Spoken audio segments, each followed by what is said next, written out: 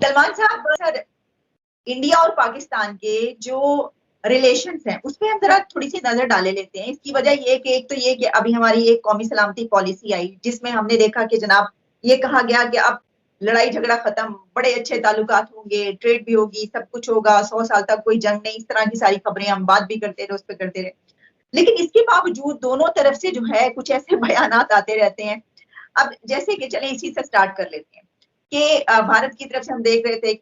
Minister है वहां के नितिन पटेल, उन्होंने कहा जी ये जो कश्मीर की बात की कि इसको तो हम जो है वो 2024 तक अपने साथ में ला लें।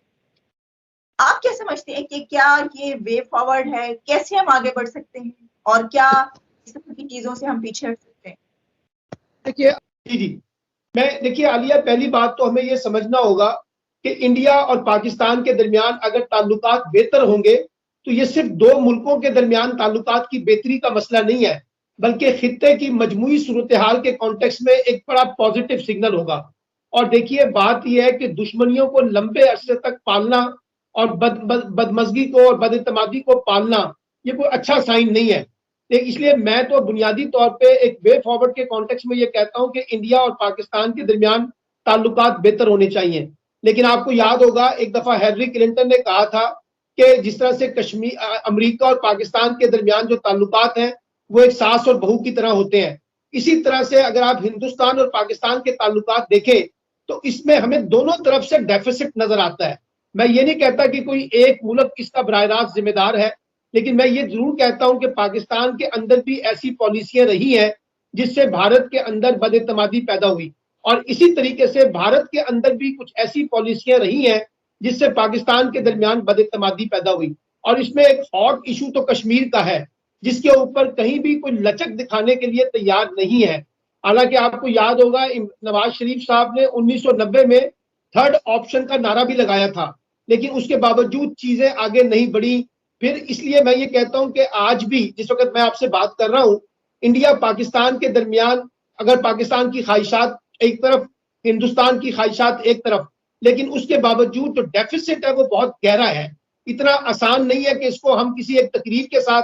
किसी एक पॉलिसी के साथ, किसी एक कानून के साथ तब्दील कर सकें। अब इसके लिए एक इनेबलिंग एनवायरनमेंट पैदा करना होगा दोनों तरफ में। लेकिन इस वक्त पाकिस्तान जो है उसकी एक जरूरत बन गई है कि वो रीजनल पॉलिटिक्स में हिंदुस्तान के साथ आगे बढ़े अगर उसने अपने आप को इकोनॉमिक कनेक्टिविटी के साथ जोड़ना है। लेकिन अभी वो स्पेस पाकिस्तान को नहीं मिल रही हिंदुस्तान से जो उसको मिलनी चाहिए थी। लेकिन मसला सिर्फ ये है, इसका सारा मलबा मैं हिंदुस्तान पे नहीं दूंगा। हमारे यहाँ भी ऐसे हॉकिश एलिमेंट हैं, जहां ताल्लुकात बेहतरी की तरफ बढ़ना चाहते हैं वहां हमारे अंदर से कुछ लोग ऐसे आ जाते हैं जो मसाइल पैदा करने का सबब बनते हैं। इसलिए मैं ये कहता हूं, देखिए ताल्लुकात की बेहतरी का जो वाहिद कुंजी है ना, वो एक ही है कि आप मुज़ाकरात को बहाल करें। दो तरफा मुज़ाकरात बहाल होंगे, पीपल्स टू पीपल कॉन्टेक्ट बहाल होंगे और मुख्तलिफ जो सिविल सोसाइटी आपस में मिलेगी, तभी जाके हम जो है इस ताल्लुकात के अंदर कोई बेहतरी पैदा कर सकते हैं। एक इनिशिएटिव लिया था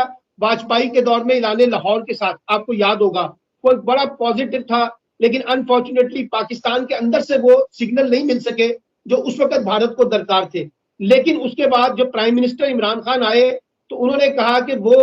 3 बातें करना चाहते थी। एक ये कि नंबर 1, अगर आप एक कदम चलेंगे तो मैं 2 कदम चलूंगा, और फिर ये कहा कि हमें माजी से निकलकर आगे की तरफ देखना है। और अब इस वक्त जो नेशनल सिक्योरिटी पॉलिसी जिसका आपने जिक्र किया है, उसके अंदर ये सारा नेशनल नैरेटिव के तौर पर चीजें बिल्ड की हैं। लेकिन अनफॉर्चुनेटली इस वक्त जो ताल्लुकात हैं उसके अंदर काफी मसाइल हैं, इतना आसान नहीं है। और इसीलिए मैं समझता हूं हिंदुस्तान और पाकिस्तान के दरमियान अगर ताल्लुकात बेहतर होंगे तो इसमें कुछ और ममालिक को अपना रोल प्ले करना पड़ेगा एज मॉडरेटर, चाहे उसमें अमेरिका रोल प्ले करे, चाहे चाइना करे, चाहे बरतानिया करे। कोई तीसरा फरीक आएगा तो ये 2 लोग आपस में बैठ के कोई बातचीत कर सकते हैं। अदरवाइज इस वक्त जो एनवायरनमेंट है वो बातचीत का नहीं है। अब मैं इस ब्लेम गेम में नहीं पढ़ना चाहता कि कौन कितना कसूरवार है, लेकिन एक बात तो हमें समझ आ रही है कि हिंदुस्तान फिलहाल समझता है कि बातचीत जो है वो पाकिस्तान के मफाद में है, इसलिए वो ये रास्ता देने की कोशिश नहीं कर रहा। सलमान साहब, आपकी बातों से कुछ सवाल मेरे पास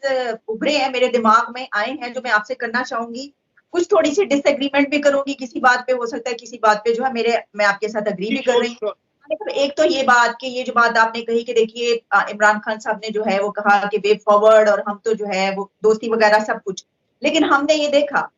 کہ جب تجارت کی بات ہوئی تو اس کے بعد ایک پوائنٹ وہ آیا کہ جس پر کابینہ یہ فیصلہ کر رہی تھی کہ ٹریڈ سٹارٹ کرنے لگی، اور پھر ایک دم سے صبح پتا چلا کہ وہ فیصلہ تبدیل ہو گیا، کوئی تجارت نہیں ہوگی ہماری طرف سے، اور آپ نے مدعا اٹھا کے بیچ میں کشمیر کا رکھ دیا۔ بات یہ ہے سر کہ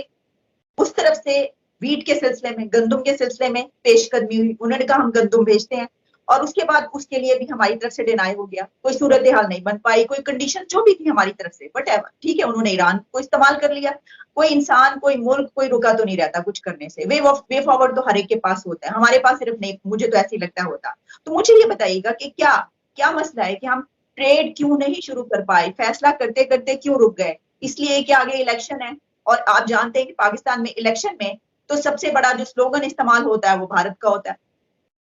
دیکھیے آپ نے یہ بات بالکل درست کی ہے، آپ کو یاد ہوگا جس وقت کیبنٹ نے بھارت کے ساتھ تجارت کی بات شروع کی تو یہاں پاکستان مسلم لیگ نون نے،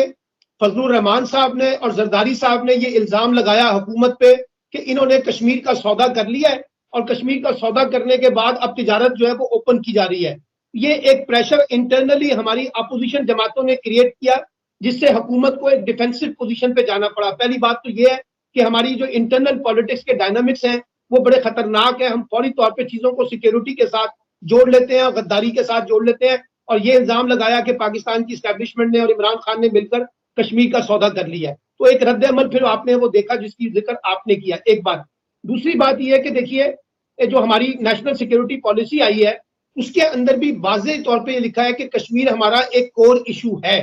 لیکن پرابلم اس میں یہ آ رہا ہے کہ ہندوستان اس کو کور ایشو بھی ماننے کے لیے تیار نہیں ہے۔ یعنی جس وقت آپ یہ کہتے ہیں نا، میں ذاتی طور پہ اپنی رائے دینا چاہتا ہوں، میں تجارت کا بھارت کے ساتھ حامی ہوں، اور میں اس سوچ کا حامی نہیں ہوں کہ پہلے جو ہے نا کشمیر آزاد ہو جائے اور اس کے بعد تجارت ہونی چاہیے۔ یہ دونوں چیزیں پیرالل چلنی چاہیے، یعنی کشمیر کے اوپر بات چیت بھی ہونی چاہیے اور ساتھ باقی معاملات ٹریڈز وغیرہ چلنے چاہیے۔ لیکن جس وقت بھارت یہ کہتا ہے انٹرنیشنل میڈیا میں کھڑے ہو کے، نیشنل میڈیا میں کھڑے ہو کے کہ کشمیر کے اوپر تو کوئی بات ہی نہیں ہو سکتی، یہ تو ہمارا اٹوٹ انگ ہے، تو پھر پاکستان جو ہے وہ کیسے وہ کوشن کریٹ کرے، اپنے لوگوں کو مطمئن کرے جہاں اسٹیبلشمنٹ بھی ہے، جہاں مذہبی جماعتیں بھی ہیں، جہاں دائیں بازو کی جماعتیں بھی ہیں، جہاں پیپلز پارٹی جیسی جماعت بھی جو ہے کشمیر کے اوپر پالیٹکس کرتی ہے۔ آپ کو یاد ہوگا 2017 میں اور 16 میں جس وقت کشمیر کے الیکشن ہوئے تھے تو بلاول بھٹو صاحب جو ہیں کشمیر کی انتخابی مہم میں نواز شریف غدار کے نعرے لگاتے تھے،